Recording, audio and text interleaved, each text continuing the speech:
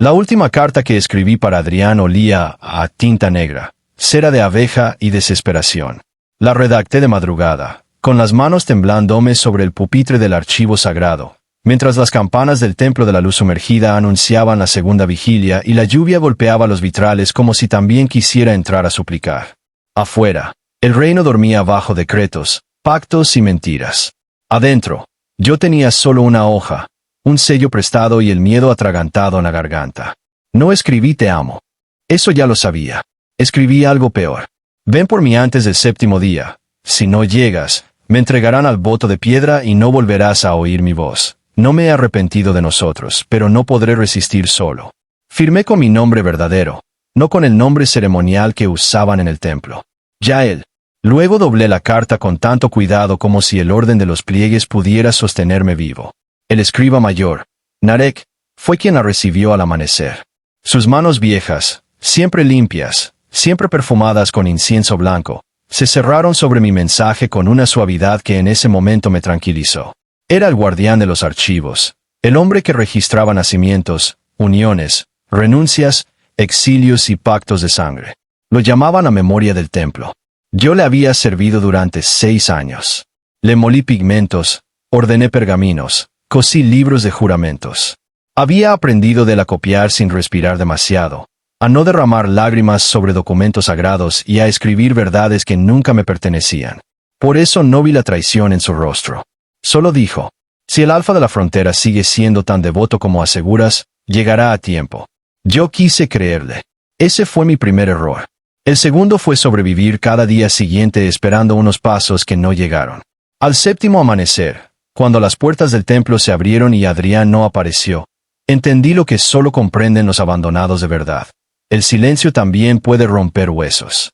Y, sin embargo, meses después, cuando yo ya había aprendido a respirar sin esperanza, él cruzó el reino entero para encontrarme. Llegó herido, cubierto de nieve y barro, con la furia rota en los ojos. Y la primera frase que me dijo no fue una disculpa. Fue una verdad que me dejó sin aire. Nunca recibí tu carta. El templo de la luz sumergida no estaba hecho para el amor. Estaba hecho para el orden. Se levantaba sobre un risco de piedra azul, frente a un lago tan quieto que parecía un espejo enterrado bajo siglos de plegarias. Desde lejos, las agujas blancas y los puentes de mármol daban la impresión de pertenecer a otro mundo, uno más puro, más elevado, más sereno que el resto del reino. Pero quienes vivíamos dentro sabíamos la verdad. La pureza no siempre es bondad. A veces solo es una jaula mejor decorada. Los omegas del templo éramos educados para servir a la memoria de los demás. Registrábamos herencias, votos, alianzas, rituales de apareamiento entre casas nobles, legitimaciones de cachorros, anulaciones de vínculos, testamentos de guerra. Nos enseñaban a escribir lo sagrado sin convertirnos jamás en protagonistas de lo escrito. Éramos manos con tinta, voz sin eco, testigos útiles. Narek repetía una frase cada invierno, como si fuera parte de los rezos. El escriba que desea demasiado, falsifica. Yo me la creí durante años. Hasta que conocí a Adrián. No entró al templo como suelen entrar los alfas de poder. Con escolta, orgullo y el convencimiento de que el mármol se había construido para hacerlos sentir más altos. Entró una noche de tormenta, empapado, cubierto con una capa de viaje sin emblemas y con la mandíbula tensa de quien venía huyendo de algo, aunque no supiera admitirlo. Yo tenía 20 años y todavía no había aprendido a desconfiar de los hombres hermosos cuando parecían cansados. Estaba ordenando los registros de uniones estivales en el corredor de los vitrales cuando él apareció en el umbral del archivo menor. Traía una herida en la mano derecha, seguramente hecha al desmontar o al cerrar una espada demasiado rápido. Había sangre en el nudillo y agua en las pestañas. «Busco al maestro de sellos», dijo. No reconocí su voz, pero sí el aroma. Los alfas de linaje fuerte tienen una presencia que no siempre grita. A veces simplemente ocupa el aire de forma inevitable. El suyo olía a pino, humo de invierno y hierro limpio. No era un olor cruel. Era un olor firme. De esos que hacen pensar en murallas, mantas calientes y peligro a la vez. Le indiqué que Narek no estaba y le ofrecí agua para la mano. Él aceptó con una inclinación casi torpe, como si no estuviera acostumbrado a pedir ayuda para cosas pequeñas. Lo hice sentarse junto a la ventana redonda del archivo, donde la luz azul del lago entraba siempre más fría. Cuando le tomé la mano para limpiarle la sangre, descubrí la marca en el interior de la muñeca. Un sol partido por una flecha. El emblema privado de la casa real de Aster. Me aparté de inmediato. Él lo notó. No voy a castigarte por haber visto un símbolo, dijo. Eso sería demasiado trabajo para una noche de lluvia, supongo. La comisura de su boca se movió apenas. Así que también sabes insolentarte. Sé escribir, copiar y distinguir a la gente que miente sobre quién es. Su sonrisa apareció del todo esta vez. Fue breve, cansada y peligrosamente humana. Entonces escribe esto en tu cabeza. Escriba. Esta noche no has visto a un príncipe. Solo a un hombre que necesitaba un sello y una venda. Debí obedecer. No obedecí. Le vendé la mano. Le preparé una infusión caliente. Busqué el sello provisional que venía a reclamar. Y antes de que se marchara, cuando el viento azotó tan fuerte los vitrales que la llama de la lámpara tembló, le pregunté, ¿y ese hombre sin título también miente cuando da las gracias? Él me miró largo, como si nadie le hablara así desde hacía años.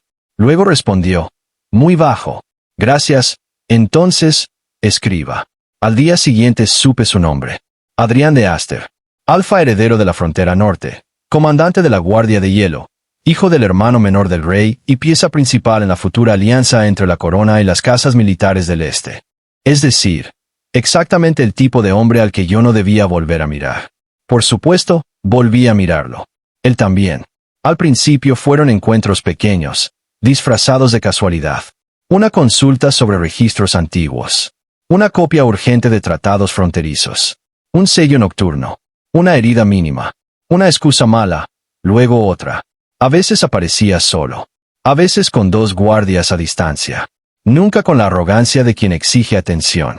Siempre con esa rara mezcla de control y cansancio que me hacía pensar que el mundo le pedía mucho y él llevaba demasiado tiempo negándose a admitir que estaba harto. Se acostumbró a encontrarme en el archivo menor, con los dedos negros de tinta y el pelo mal recogido. Yo me acostumbré a reconocer el sonido exacto de sus botas sobre el corredor de piedra. Con el tiempo, incluso aprendí la diferencia entre sus silencios, el de la rabia, el del agotamiento, el del miedo que nunca nombraba. La primera vez que me tocó la cara fue por accidente.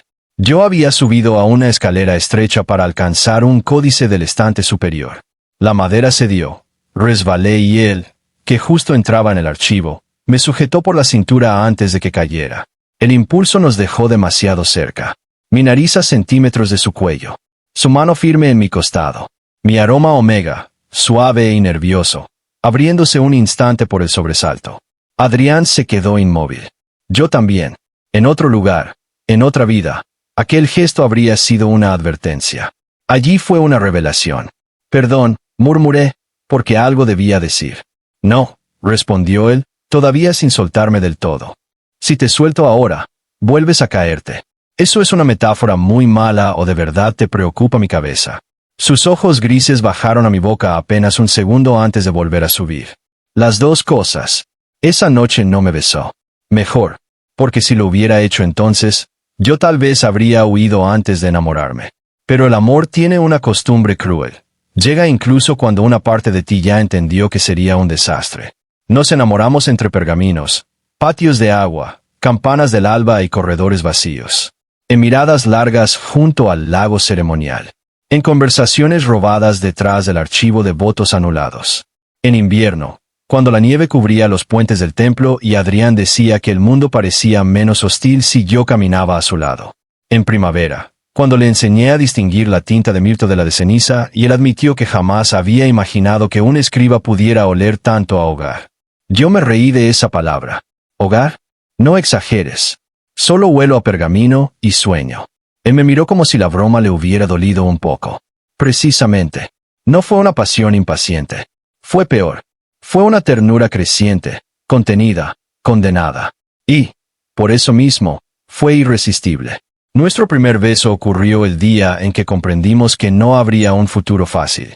Habían llegado al templo emisarios del Reino del Oeste. Traían propuestas de alianza, donaciones, juramentos. Yo estaba copiando un documento de sucesión cuando escuché a 2 sacerdotes hablar detrás del biombo de nácar. Si la corona acepta el enlace con la casa Varel, El heredero Adrián será el siguiente en la línea militar del trono. Y el omega de su unión ya está elegido, según dicen. No seguí escuchando. No pude. Me levanté tan rápido que derramé tinta sobre 3 páginas de registro sagrado. Narek me reprendió. Yo ni siquiera sentí vergüenza. Solo un hueco blanco detrás del esternón. Salí del archivo, crucé el puente menor y llegué al jardín de los cipreses sin saber muy bien por qué iba allí. Adrián me encontró antes de que pudiera recomponer la cara. ¿Qué pasó? Quise mentir. No pude. Nada que te importe. Él frunció el ceño. No digas tonterías. Me reí. Fue una risa fea, rota. ¿Tonterías? Claro. Perdona. Se me olvidaba que tú no eres de esos alfas que obedecen pactos, casas, coronas ni matrimonios arreglados. Tú debes de ser una excepción milagrosa. Adrián se quedó muy quieto. Ese era su gesto más peligroso. No cuando levantaba la voz. Cuando se volvía completamente inmóvil, como si dentro estuviera sujetando una tormenta. ¿Quién te habló del enlace? Preguntó. No importa. A mí sí. Pues a mí no me importa quién te lo imponga. Lo que me importa es haber sido tan estúpido como para creer que teníamos algo que no iba a terminar convertido en tinta fría dentro de un archivo. Me di la vuelta para irme. Él me agarró de la muñeca. No fuerte, solo con la firmeza exacta para detenerme sin herirme. Mírame. No quería. Lo hice igual. Tenía el pecho subiendo rápido y los ojos más claros de lo normal, como si la luz del agua les hubiera arrancado toda sombra. No he aceptado ese enlace. Todavía. No lo aceptaré. ¿Y le dirás eso a tu casa? ¿A tu rey? ¿A los consejeros que ya deben de haberte reservado la cama y el heredero perfecto? La mandíbula le tembló una vez. Luego dio un paso más y apoyó la frente en la mía. Le diré a quien haga falta que no pienso poner mi vida en manos de alguien al que no he elegido. Cerré los ojos. Eso era peor. Porque le creí. Y creerle era dar un paso más dentro de una ruina. Adrián, no me pidas que te niegue para protegerte de algo que ya siento. La frase me abrió por dentro. No sé cuál de los dos se movió primero. Tal vez fui yo, porque llevaba demasiado tiempo imaginando su boca. Tal vez fue él, porque estaba cansado de obedecer silencios ajenos. Solo sé que cuando nos besamos bajo los cipreses, con el templo a nuestras espaldas y el lago brillando helado frente a nosotros, entendí que algunas cosas son pecado únicamente porque el mundo no soporta verlas libres. Fue un beso contenido y, al mismo tiempo, devastador. No tenía nada de furtivo en la forma en que me sostuvo la cara, como si ya me hubiera elegido y solo faltara decírselo al resto del reino. Cuando nos separamos, yo temblaba. Esto nos va a destruir, susurré. Adrián rozó con el pulgar la tinta seca en mis dedos. Entonces deja que sea por algo verdadero. Y, como un idiota, le entregué el corazón entero. La destrucción empezó más rápido de lo que imaginamos. No porque nos descubrieran besándonos. Habría sido demasiado simple. Empezó porque Adrián, fiel a esa valentía absurda que parecía virtud hasta que uno tenía que sobrevivir a ella, decidió enfrentarse a su familia antes de que el templo pudiera usarme como moneda de castigo. Se fue 2 semanas después hacia la capital de verano. Me prometió volver en menos de un mes. Hablaré con mi tío, con el consejo militar y con quien haga falta. No te dejaré aquí esperando eternamente. Yo lo miré mientras abrochaba su capa de viaje. Habíamos pasado la noche anterior en la sala de manuscritos viejos, no haciendo nada escandaloso, solo abrazados entre estantes, como si el calor del otro pudiera retrasar la salida del sol. En el templo, un mes puede convertirse en una condena, le advertí. Él me besó la frente. Entonces te escribiré cada 3 días. Y si las cosas se ponen feas, vendré yo mismo antes de lo previsto. Sonreí sin ganas. Eso suena casi romántico para un alfa criado entre lanzas. Tú me obligas a decir cosas poco dignas. Y, aún así, vuelves. Adrián me miró como si quisiera memorizarme. Siempre. A veces pienso que, si esa hubiera sido la última mentira de nuestra historia, habría dolido menos. Las primeras cartas sí llegaron. 3, exactas. En la primera me dijo que la capital olía a hierro viejo y que el consejo de guerra era peor que una fiebre larga. En la segunda, que había rechazado formalmente el enlace con la casa Varel y que eso le había costado 2 aliados. En la tercera, escrita con una prisa nerviosa que reconocí incluso en los trazos, me advirtió que su tío no pensaba rendirse y que debíamos prepararnos para una oposición abierta. Si no puedo salir de la capital a tiempo, escríbeme al pabellón norte, no al Palacio Central. Allí todavía tengo hombres leales.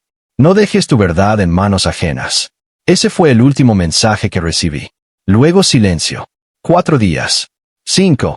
6. El séptimo, Narek me mandó llamar a la sala de registro mayor. Lo encontré de pie ante la mesa circular, con 3 ancianos del consejo del templo y una carpeta de pergaminos rojos abierta frente a él.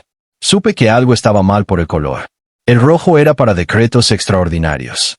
Yael, dijo sin mirarme del todo. El consejo ha decidido adelantarte al servicio de piedra. Sentí un frío instantáneo. Eso no corresponde hasta después del solsticio. La situación del reino exige pureza en nuestros archivos. Tú has mostrado distracciones impropias. Uno de los ancianos carraspeó. Se te concederá el honor de convertirte en custodio de ecos. Silencio, obediencia, residencia perpetua en el archivo subterráneo. Residencia perpetua. Eso significaba no salir nunca más del templo sin permiso sagrado. Significaba renunciar a uniones, a viajes, a elección propia. Convertirse en una herramienta viva al servicio de la memoria de otros. Significaba desaparecer, sin necesidad de morirse. No pueden hacer eso, dije, aunque mi voz sonó más pequeña de lo que quería. Narek por fin me miró. Puedes evitarlo si renuncias a toda contaminación externa y firmas la retractación. Supe de inmediato de qué hablaba. La retractación era un documento donde yo debía declarar que había sido un error emocional, una desviación pasajera, una confusión inducida por la presencia de un alfa de alto rango. Una forma elegante de decir que lo nuestro nunca había sido real. No, respondí. Uno de los ancianos chasqueó la lengua. Piénsalo bien. Ya lo pensé. Narek juntó las manos. Entonces escribe. Si ese hombre vale algo, que venga por ti. Fue esa misma noche cuando redacté la carta. La carta que él escondió. La carta con la que yo, sin saberlo, le entregué a mi verdugo el último puente que me quedaba. Esperé 7 días. Luego 10. Después dejé de contarlos porque contar días era otra forma de dejarse morir. Cada amanecer me despertaba con el cuerpo atento a un rumor mínimo. Cascos en el puente exterior. Pasos firmes en los patios. El sonido de una voz conocida pidiendo entrada al archivo. Nada. Solo campanas. Agua. Rezos. Incienso. Narek seguía pasando por mi mesa con la serenidad de siempre. A veces me preguntaba si había respuesta. A veces si el mensajero había partido. A veces si la capital estaba más lejos en invierno. Él respondía con la misma compasión perfectamente administrada. No todos los hombres desafían un reino por amor. Ya él. Al principio me enfurecía. Después empecé a creerlo. Ese fue el veneno. No el silencio. La interpretación del silencio. Me repetí durante días que Adrián estaría retenido, herido, vigilado. Que su tío habría interceptado mis palabras. Que debía resistir un poco más. Pero la esperanza tiene un músculo frágil. Si lo obligas demasiado tiempo a sostener el mismo peso, se desgarra. El día 12, una novicia me entregó por error un paquete de sellos viejo destinado al archivo central. Dentro había documentos sin clasificar de la capital. No debía leerlos. Leí igual. Entre los pergaminos encontré una nota de consejo militar donde se confirmaba que Adrián había retomado mando parcial en la frontera oeste tras un ataque de bandidos aliados al reino de Varel. Es decir, estaba libre. Actuando. Viviendo. Lejos. Sin venir. Recuerdo el exacto momento en que se me quebró la fe. No hubo gritos. No hubo llanto inmediato. Solo una extraña claridad, como cuando el hielo del lago se rompe y uno ve por fin el agua negra debajo. Cerré el pergamino. Volví a mi mesa. Copié 3 registros de nacimiento sin cometer ni un error.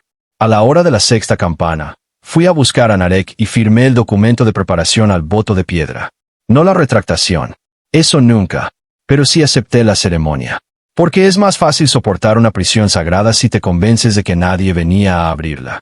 Aquella noche lloré por primera vez desde niño. Lo hice en silencio, con la cara contra la almohada del dormitorio común, mordiéndome el brazo para que nadie me oyera. Lloré por la carta, por el lago, por los besos robados en el archivo, por cada vez que Adrián me había dicho siempre con ese tono serio que ahora me parecía una crueldad involuntaria. Y lloré, sobre todo, por una verdad que me avergonzaba. Yo habría ido por él. Aunque el reino entero me hubiera llamado loco, impuro o suicida. Yo sí habría cruzado cualquier camino. El voto de piedra no se celebraba como otras ceremonias.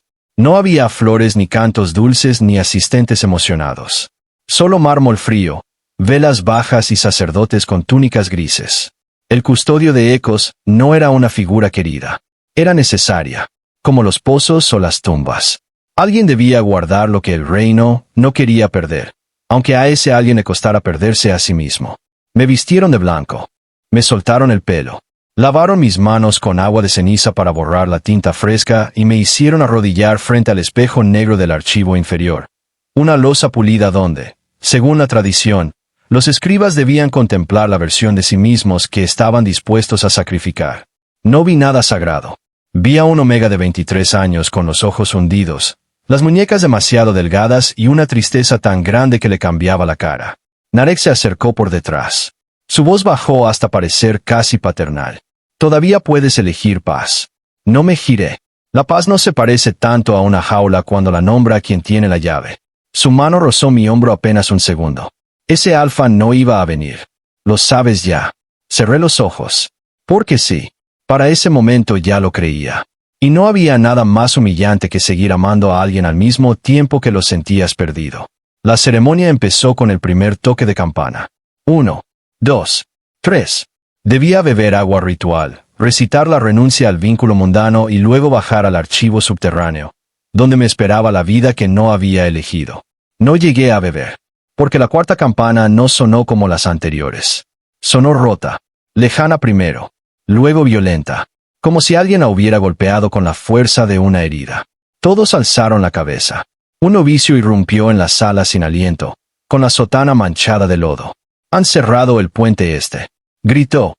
Un destacamento armado viene por la calzada del sur. Los ancianos se levantaron de golpe. Narek giró tan rápido que por un instante se le cayó la máscara de serenidad. ¿Quién se atreve a entrar al recinto sagrado con armas? El muchacho tragó saliva. El comandante Adrián de Aster. Mi cuerpo reaccionó antes que mi mente. Me puse en pie con tal violencia que la copa ritual cayó al suelo y se hizo pedazos. No podía ser. 12 días de silencio. Semanas enteras de ausencia. La firma. El voto. La muerte lenta. Y de pronto ese nombre atravesando el archivo como una flecha limpia. Narek me agarró del brazo. No te muevas. Lo miré. Y algo en su cara, algo mínimo, una tensión mal escondida, me devolvió de golpe la lucidez. No era sorpresa lo que había en él. Era miedo. Tú, susurré. Él apretó la mandíbula. Yael, escucha. Tú escondiste mi carta. No lo negó de inmediato. Ese fue su error. Entonces ya no hizo falta nada más. Le arranqué el brazo con una fuerza que yo mismo no me conocía, y eché a correr. Subí las escaleras del archivo inferior de 2 en 2. Crucé el corredor de las lámparas bajas. Choqué contra un sacerdote y casi me caigo en el puente interior. Todo el templo estaba alterado. Campanas, pasos, voces, órdenes. El mármol devolvía el caos multiplicado. Llegué al atrio central justo cuando las puertas exteriores cedían. No por asedio, por voluntad. Adrián entró como si la nieve y la distancia lo hubieran tallado a golpes. Traía una capa de viaje rota en el hombro, sangre seca en la sien, botas cubiertas de barro helado y el rostro más agotado que le había visto jamás. Detrás de él venían 6 hombres nada más, todos magullados, todos claramente después de un trayecto imposible. No había ejército real, no había despliegue ceremonial. Solo un alfa que había cruzado medio reino sin esperar permiso. Cuando sus ojos encontraron los míos al otro lado del atrio, el resto del templo dejó de existir. Durante un segundo no me moví. No por orgullo, por puro shock, porque llevaba demasiado tiempo imaginando esa llegada como para creer en ella cuando por fin ocurrió. Adrián dio un paso, luego otro, y cuando estuvo lo bastante cerca como para que me alcanzara su olor, nieve, cansancio, cuero y ese fondo firme de pino que nunca olvidé, vi algo que me partió el pecho. Tenía los ojos rotos. No de furia, de culpa. Yael, dijo, y su voz salió raspada, desesperada, humana. Nunca recibí tu carta. El atrio entero desapareció. Mi cuerpo se quedó quieto, pero por dentro todo cayó al mismo tiempo. Los días de espera, la firma, el dolor, el odio que me había obligado a aprender. Todo. ¿Qué? Fue lo único que pude decir. Adrián sacó algo de su pecho. Era un sobre amarillento, arrugado, abierto por una esquina. Mi letra. Mi sello. Mi carta. Un sonido se me rompió en la garganta. La encontré ayer, continuó él, en un archivo de tránsito de la capital. Estaba retenida con correspondencia revisada por orden religiosa. Llevo 4 días cabalgando casi sin dormir. Se me murió un caballo en la cuesta de Narel. Crucé el puente del sur antes del deshielo. Soborné a 2 guardias. Apuñalé a otro y juro por mi sangre que si hubieras bajado una escalera más tarde, habría incendiado este templo piedra por piedra. Un anciano del consejo dio un paso indignado. ¿Cómo te atreves? Adrián no lo miró. Solo me miró a mí. Como si todo el viaje hubiese tenido una única dirección y por fin estuviera delante de ella. Yo no sabía qué hacer con las piernas, con las manos, con el corazón. Así que pregunté lo más pequeño, lo más torpe, lo más verdadero. ¿De verdad viniste? Algo en la cara de Adrián se quebró del todo. Crucé el reino por ti. Y entonces sí corrí. No recuerdo los primeros pasos. Solo el impacto de su cuerpo al abrazarme. El sonido áspero que se le escapó al sentirme. Mis dedos agarrándose a la tela mojada de su capa como si aún tuviera miedo de que fuera una visión nacida del hambre. La forma en que me hundió una mano en el pelo y otra en la espalda, apretándome contra él con una urgencia tan contenida durante tanto tiempo que casi parecía dolor. Yo también estaba temblando. De rabia, de alivio, de amor humillado y devuelto de golpe a la vida. Creí que me habías dejado, le dije contra su cuello. Él cerró los ojos. Creí que me habías pedido que no volviera. Me separé lo justo para mirarlo. Jamás habría escrito eso. Lo sé ahora. Fue entonces cuando Narek apareció detrás de nosotros, acompañado por 2 guardianes del archivo y 3 sacerdotes mayores. Suéltalo, ordenó. Adrián no me soltó. Ni un centímetro. Narek alzó la voz, ya desprovista de dulzura. El escriba Yael ha aceptado el voto de piedra. Pertenece al templo. Adrián giró muy despacio hacia él. Pocas veces he visto miedo puro en el rostro de otro alfa. Aquella fue una. No pertenece a nadie, dijo Adrián. Y si vuelves a usar esa palabra mirándolo, voy a olvidar que estoy en un lugar sagrado. Narek se irguió. Tu pasión no te da derecho a profanar nuestros ritos. Tus ritos no te daban derecho a esconder su carta. El atrio estalló en murmullos. Los sacerdotes se miraron entre sí. Los novicios retrocedieron. Incluso algunos guardianes dudaron, porque hasta ese momento solo yo había sospechado. Pero ahora Adrián sostenía mi carta en alto, con el sello del templo partido por orden ajena. Esto, dijo con la voz resonando contra el mármol, fue interceptado bajo custodia del archivo mayor. Marcado para no entregar. Archivado como correspondencia sensible. ¿Quieres explicar al consejo por qué un mensaje privado del templo acabó retenido en una oficina militar de la capital? Narek palideció apenas. La seguridad del reino. No uses el reino para cubrir tu miedo. La frase cayó como una cuchillada. Adrián avanzó un paso, todavía con una mano en mi cintura, como si se negara a perderme de vista ahora que por fin me tenía delante. Sabías que si yo recibía esta carta vendría por él. Sabías que el voto de piedra no era devoción, sino castigo. Y aún así lo empujaste a firmar creyendo que podía romperlo por abandono. Por primera vez, Narek perdió la calma. Lo hice por el equilibrio del templo. Por su pureza. Por evitar que un omega del archivo se convirtiera en el pasatiempo sentimental de un heredero alfa. El silencio que siguió fue tan brutal que hasta las campanas parecieron detenerse. Yo sentí que algo terminaba de morir dentro de mí. No mi amor. La reverencia. Todo lo que había creído de ese hombre. Narek, al ver las caras alrededor, intentó recomponerse. No entienden. Si se iba con él, el templo perdía legitimidad. Los nobles dejan de confiar en una casa sagrada cuando sus escribas se mezclan con la sangre del poder. Nuestra función exige neutralidad. No, dije, y mi voz salió más firme de lo que esperaba. Exige obediencia. La llamaste neutralidad para no admitir que te aterraba que uno de nosotros eligiera algo fuera de estos muros. Narek me miró como si yo acabara de convertirme en una lengua extranjera. Te di propósito. Negué con la cabeza. Me enseñaste a escribir la vida de otros y a sentir vergüenza de la mía. No es lo mismo. Los ancianos del consejo, viejos como piedra, empezaron a murmurar entre ellos. Una de las sacerdotisas mayores, que siempre había permanecido apartada de Narek, dio un paso al frente y pidió la carta. Adrián me miró antes de entregarla. Yo asentí. Ella leyó en silencio. Luego leyó la marca de retención. Luego levantó la vista. Esto es una violación del protocolo sagrado de correspondencia. Nadie puede retener una súplica personal sin orden conjunta del consejo. Narek abrió la boca. «¿Yo? ¿Lo hiciste solo?», preguntó ella. Él no respondió. Eso bastó. La misma sala que estaba lista para enterrarme vivo en papel empezó a apartarse de él con un miedo distinto. El miedo no al escándalo, sino a haber sido obligado a participar en una mentira. Adrián aprovechó la grieta. «Yo no he venido a destruir este templo», dijo. «He venido a llevarme al hombre al que ustedes intentaron condenar por amar sin su permiso». Un guardián del atrio bajó la lanza. Luego otro. La sacerdotisa mayor se volvió hacia mí. «Yael, ¿aceptaste el voto con conocimiento pleno de que tu carta había sido enviada?». La pregunta era simple, pero la respuesta era todo. Miré a Narek. Miré el mármol, las campanas, las paredes que habían escuchado mi tristeza sin devolverme nada. Miré a Adrián, cubierto de viaje, respirando como si aún siguiera corriendo incluso quieto. Y supe que no iba a permitir que nadie volviera a escribir mi historia por mí. «No», respondí.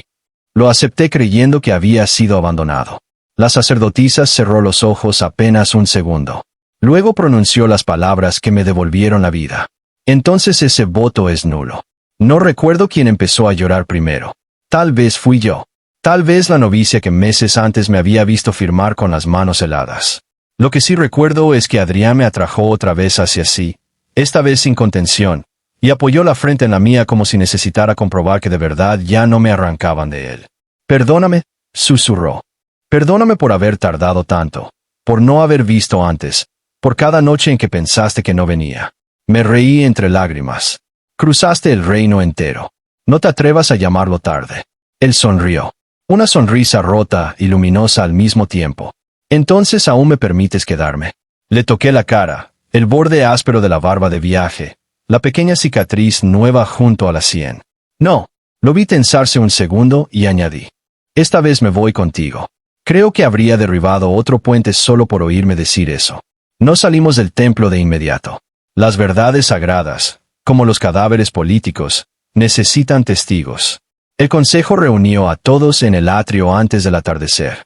Narek fue despojado de su cargo frente a los escribas jóvenes, los novicios y los guardianes. No imploró. No se derrumbó. Eso lo hizo más triste, no menos. Había vivido tanto tiempo convencido de que controlar nuestras voces era una forma de proteger el orden, que ni siquiera supo reconocer el daño cuando lo nombraron. Yo no sentí triunfo. Sentí cansancio. Y una clase de libertad mareante. Porque por primera vez en años no me estaban preguntando si obedecería. Me estaban preguntando qué quería hacer. La respuesta fue más simple de lo que imaginaba. Quería irme. No del amor. Del encierro. Adrián insistió en que descansáramos una noche antes de partir. Su caballo casi no podía sostenerse y uno de sus hombres tenía una costilla rota. El templo, obligado por el decoro y la vergüenza, ofreció hospitalidad. Aceptamos por necesidad, no por reconciliación. Nos dieron una celda limpia junto al patio del agua. Yo había dormido allí cientos de veces solo. Esa noche me pareció otra habitación. Adrián se sentó en el borde del jergón mientras yo le lavaba la sangre seca de las manos. Ninguno hablaba demasiado. A veces el dolor y el alivio dejan un espacio donde las palabras sobran por un rato. Cuando terminé, él me tomó la muñeca con cuidado. «Necesito preguntarte algo». Lo miré. «¿Qué?». Sus ojos se oscurecieron. «Durante los días en que no llegué, ¿de verdad dejaste de creer en mí? La honestidad duele más que las culpas bonitas». Aún así, le debía la verdad. Sí, vi cómo se le tensaba el pecho y seguí. No de inmediato, no al principio, pero el silencio pesa, Adrián. Y aquí dentro sabían exactamente cómo usarlo contra mí. Él bajó la mirada. «Te fallé». «No». Me senté frente a él. Nos separaron. No voy a cargar tu cabeza con una culpa que pertenece a otro. Aún así no estuve aquí cuando te rompiste. Me incliné y apoyé mi frente en la suya. Pero viniste. Adrián cerró los ojos. Se quedó así un largo momento, respirándome como si todavía necesitara convencerse de que no estaba soñando. Después me rodeó la cintura con los brazos y me atrajo a su regazo como si hubiera esperado ese permiso durante meses. No fue un gesto urgente. Fue un hogar encontrado después del frío. Me abracé a él con la misma necesidad. «¿Cuándo la encontraste?», pregunté en voz baja. «Ayer al amanecer». Un escribano militar borracho la estaba usando como papel de prueba para comparar sellos. Reconocí tu letra en el primer segundo. Su voz se volvió de piedra. Después dejé de ver con claridad. No quise imaginar lo que le habría hecho a medio reino si aquella carta hubiera aparecido un día más tarde. ¿Viniste solo por la carta?, pregunté. Adrián soltó una risa rota. No, la carta solo me dio una dirección. El resto del camino lo hice porque llevaba semanas sintiendo que me faltaba el aire y por fin supe por qué. Lo miré. ¿Semanas? Desde la primera vez que dejé la capital después de escribirte sin respuesta. Creí que me habías elegido al templo. Luego pensé que Narek te había convencido. Después me convencí de que si de verdad me querías, habrías enviado otra carta. Me apretó más cerca. ¿Ves? También sé ser idiota. Sonreí pese a todo. Eso ya lo sospechaba. Adrián me besó la sien. Cuando encontré tu mensaje y leí, ven por mí antes del séptimo día, quise matarme por cada noche en que no supe que me necesitabas. No digas eso. Entonces dime otra cosa. Cualquier cosa. Algo que me mantenga aquí y no deshaciendo palacios. Pensé un segundo. Luego aparté un poco la cara para obligarlo a mirarme. Dime la verdad. ¿Cuál de todas? La más importante. Cuando cruzaste el puente del sur. Cuando dejaste un caballo muerto en la cuesta y 6 hombres leales tiritando detrás. ¿Qué pensabas encontrar al final? Adrián no dudó. A ti. Eso no responde. Su mano subió hasta mi nuca. La mirada gris se le suavizó de un modo que me dolió más que cualquier ausencia. Pensaba encontrar al único lugar del reino donde nunca me sentí obligado a fingir que podía con todo. Tragué saliva. Él sonrió apenas. Pensaba encontrarte a ti. Y si quieres una palabra menos cobarde, pensaba encontrar mi hogar. Entonces lo besé. Sin miedo al archivo. Sin miedo a los vitrales. Sin miedo a que las campanas convirtieran nuestro amor en escándalo. Lo besé como alguien que había esperado tanto un regreso que ahora ya no quería desperdiciar ni una sílaba del alivio. Adrián respondió del mismo modo. Cansado, profundo, temblando un poco bajo la disciplina rota de un hombre que siempre había sabido contenerse y por fin no necesitaba hacerlo. Esa noche no hicimos promesas grandiosas. No juramos eternidades. Solo nos quedamos abrazados hasta que el sueño nos venció, como si la respiración del otro fuera la primera prueba sólida de que aún había un mañana posible. Y, de alguna forma, eso fue más íntimo que cualquier juramento. Salimos del templo de la luz sumergida al amanecer del día siguiente. Yo llevaba una capa gris, una bolsa con 3 cuadernos en blanco, mi kit de tinta, 2 mudas, un cuchillo pequeño que nunca antes me habían permitido tener y nada más. Toda mi vida cabía en eso. El resto había pertenecido al templo, o al menos eso me hicieron creer. No miré atrás hasta cruzar el último puente. Cuando lo hice, las agujas blancas ya se veían menos imponentes, más lejanas, más humanas. Comprendí entonces que muchos lugares solo parecen eternos mientras uno sigue atrapado dentro. Adrián cabalgaba a mi lado, no delante. Ese pequeño detalle me conmovió de una forma absurda. Los hombres de poder suelen marcar el camino incluso cuando no conocen la ruta. Él, en cambio, me miró y preguntó. ¿Hacia dónde primero? No iremos. No te llevo. ¿Hacia dónde? Era una elección. Pensé en la capital, en su tío, en la alianza rota con la casa Varel, en el reino que probablemente ya estaba hirviendo de rumores sobre un alfa heredero que había asaltado un templo por un omega escriba. Pensé también en mí, en el hueco que el encierro había dejado, en lo poco preparado que estaba para entrar de golpe a un mundo que quizá nos aceptara solo mientras le resultáramos útiles. Así que respondí lo único honesto. A un lugar donde nadie espere que decidamos hoy el resto de la vida. Adrián soltó aire, casi una risa. Conozco uno. Pasamos 5 días en una casa de caza abandonada al borde del bosque de Rel, entre nieve tardía, olor a leña y un silencio que no castigaba. Allí hablamos de todo lo que el dolor nos había impedido nombrar. De sus enfrentamientos con la corona. De la violencia elegante de los pactos de sangre. De mi padre, que había muerto creyendo que los hombres importantes nunca miraban a quien les mostraba el camino. De Narek y del modo en que uno puede confundir cuidado con control si pasa demasiado tiempo sin salir al mundo. Adrián no me pidió que lo acompañara a la capital de inmediato. Me pidió otra cosa. Ven a verla primero, dijo una noche, mientras yo terminaba de coserle un desgarro en la capa. No como promesa, como testigo. Quiero enseñarte el lugar al que voy a enfrentarme y que decidas con los ojos abiertos si cabe algo nuestro allí. Lo pensé un rato. Luego asentí. Porque ese era, quizás, el detalle que terminaba de diferenciarlo del resto. No me ofrecía una vida ya decidida. Me invitaba a verla antes de elegir. La capital de Aster nos recibió con humo azul, torres de cobre y una tensión política que se podía oler desde las puertas exteriores. La noticia nos había precedido. Había sacerdotes ofendidos, nobles divertidos, militares inquietos y consejeros convencidos de que todo se arreglaría si Adrián aceptaba, por fin, comportarse como un heredero razonable. No lo hizo. Durante semanas me dejó observar desde un cuarto lateral del pabellón norte mientras él desmontaba, una por una, las alianzas que habían intentado usar mi ausencia como correctivo. Rompió el preacuerdo con Varel. Exigió una investigación formal sobre la injerencia religiosa en correspondencia privada. Destituyó a 2 oficiales que habían colaborado con retenciones de tránsito sagrado. Se ganó enemigos. También respeto. Yo, por mi parte, descubrí algo inesperado. La capital no era solo mármol y serpientes. También tenía bibliotecas enormes, puentes desde donde el río parecía mercurio, mercados de especias, talleres de imprenta y niños que corrían detrás de las fuentes sin importarle quién llevaba corona y quién tinta en los dedos. No empecé a quererla, pero dejé de odiarla antes de tiempo. Y entonces llegó el último obstáculo. La reina madre, tía de Adrián y mujer acostumbrada a mantener el reino sin levantar la voz, pidió verme a solas.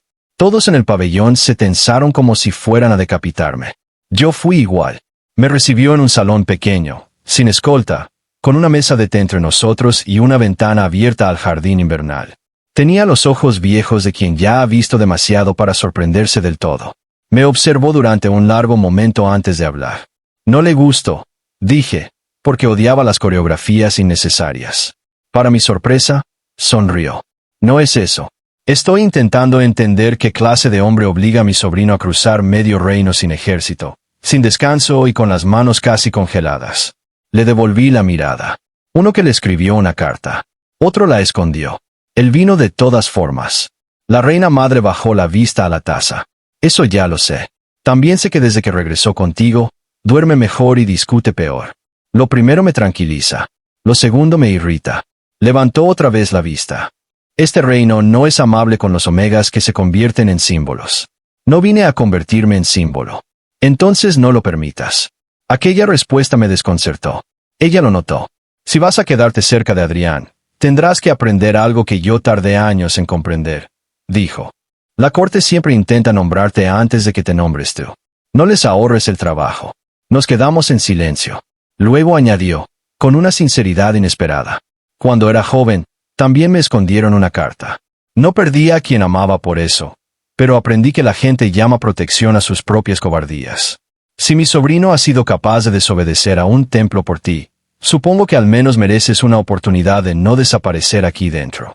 Esa fue, de algún modo extraño, su bendición. No una amable, una útil. La preferí así. El resto no fue fácil. Fue mejor, fue real. Hubo resistencia. Cancilleres frunciendo el ceño. Nobles insinuando que un escriba omega debía sentirse honrado con un lugar discreto y agradecido. Sacerdotes que todavía insistían en que el templo había sido malinterpretado. Hubo incluso noches en que yo mismo dudé, no de Adrián, sino de mi propia capacidad para quedarme en un lugar donde siempre había imaginado que acabaría borrado. En esas noches, él hacía lo mismo. No prometer imposibles. Venía a buscarme. A veces me encontraba trabajando en el archivo nuevo del pabellón norte, donde empecé a reorganizar registros civiles y a crear algo que el reino jamás había tenido.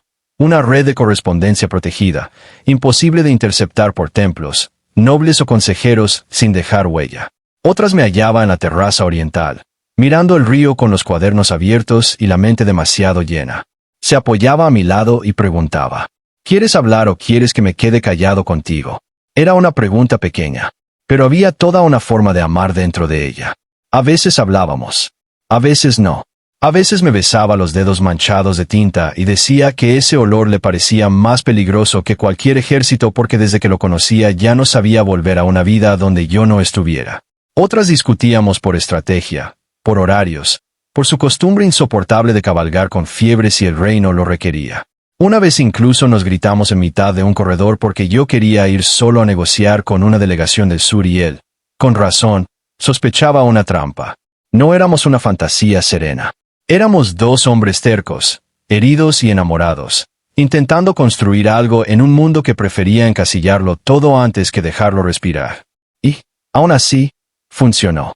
Porque había una verdad más fuerte que la costumbre del reino. Él había venido. Y yo había decidido no volver a encogerme para caber en el miedo de otros. Un año después del día en que derramé la copa del voto de piedra, Adrián me llevó al puente sur al amanecer. El mismo desde el que había entrado al templo cubierto de nieve y rabia. Ahora era primavera. El hielo del lago se había roto del todo y el agua reflejaba el cielo en un azul casi obsceno de tan limpio. Las campanas sonaban lejos, ya sin autoridad sobre mi pecho. Yo pensé que quería mostrarme simplemente que habíamos sobrevivido. Me equivoqué. Sacó de su capa una caja pequeña, de madera oscura, gastada en los bordes. La reconocí antes de abrirla. Dentro estaba mi carta. La original. Doblada, arrugada, viva. Junto a ella había otra. Blanca, nueva, cerrada con cera azul. ¿Qué es esto?, pregunté. Adrián apoyó los codos en la baranda del puente. El viento le movía el cabello. La luz del lago le volvía más claras las cicatrices pequeñas del rostro, las que nadie en la corte veía, y yo había aprendido a querer. La primera es la carta que casi nos pierde, dijo. La segunda es la que llevo meses escribiendo y reescribiendo porque no encontraba una frase que no sonara más pequeña que lo que quiero decirte. Me giré hacia él. No respiré. Adrián sonrió apenas. Esa sonrisa suya que siempre parecía nacer primero del cansancio y luego volverse algo más luminoso. Ábrela. Lo hice. Dentro no había un decreto ni una petición política, ni una promesa imposible. Solo unas líneas en su letra firme, con una mancha mínima de tinta en el borde izquierdo. Yael, puedo ofrecerte títulos, casas, escoltas y privilegios que jamás pediste, pero lo único que de verdad quiero ofrecerte es algo más simple y más difícil. Un lugar donde nunca vuelvan a esconder tu voz. No te pido que me pertenezcas. Te pido que elijas quedarte donde te llamen por tu nombre completo. Incluso cuando el reino esté ardiendo, si aceptas, construiré contigo una casa donde las cartas siempre lleguen. Y si un día vuelves a dudar, cruzaré el reino otra vez, Adrián. Cuando levanté la vista, él ya estaba observándome con esa mezcla de miedo y calma que solo aparece cuando alguien ha decidido ser sincero del todo. No se arrodilló. No hizo teatro. Solo esperó. Yo doblé con cuidado la carta, la guardé junto a la primera y lo besé tan despacio que casi fue una respuesta escrita. Sí, susurré contra su boca. Adrián soltó el aire, como si hubiera llevado meses sin permitirse esa respiración. Menos mal. ¿Por qué? Porque la alternativa implicaba volver a convencer a medio consejo, y siendo honesto, prefiero discutir contigo antes que con ellos. Me reí. Una risa limpia, sin filo. Luego apoyé la cabeza en su hombro y miramos juntos el lago. Debajo del puente, el agua siguió moviéndose sin pedir permiso a nadie. Y allí, en ese punto exacto donde había empezado mi ruina y también mi salvación, entendí finalmente algo que el templo jamás me habría enseñado. El amor no era el error. El error había sido dejar que otros administraran su llegada, su ausencia y su lenguaje. Desde entonces vivimos entre la capital y la ribera sur, en una casa construida junto a un antiguo puesto de correspondencia, con ventanas amplias, 2 escritorios, demasiados libros y campanas pequeñas en el porche que suenan cuando cambia el viento. Yo dirijo el nuevo archivo de tránsito libre. Ninguna carta del reino cruza, ya sin registro doble ni sello visible. Adrián bromea diciendo que provoqué una reforma nacional por puro rencor romántico. Yo digo que el amor también puede ser infraestructura. A veces llegan jóvenes omegas del templo buscando trabajo, aprendizaje o simplemente otra forma de vida. Les enseño tinta, clasificación, claves de seguridad y una lección que aprendí demasiado tarde. Nunca entreguen su voz a alguien que se ofende cuando la usan para decir no. A veces, al anochecer, Adrián vuelve cubierto de polvo de consejo, guerra o caminos. Lo oigo llegar por los escalones exteriores, por el peso conocido de sus botas, por el modo en que el aire cambia un segundo antes de verlo. Entonces deja la capa en la silla, se acerca por detrás mientras escribo y apoya la barbilla en mi hombro. ¿Llegó correo hoy?, pregunta. Yo sigo escribiendo un instante más solo para hacerlo esperar. 3 tratados, 2 amenazas, una invitación inútil y una carta de la reina madre diciéndome que te obligue a dormir. Él suspira. La adoro cada día menos. Giro la cabeza lo justo para rozarle la boca. Mientes. Te pareces demasiado a ella. Entonces me rodea con los brazos, hunde la cara en mi cuello y se queda quieto unos segundos, respirando.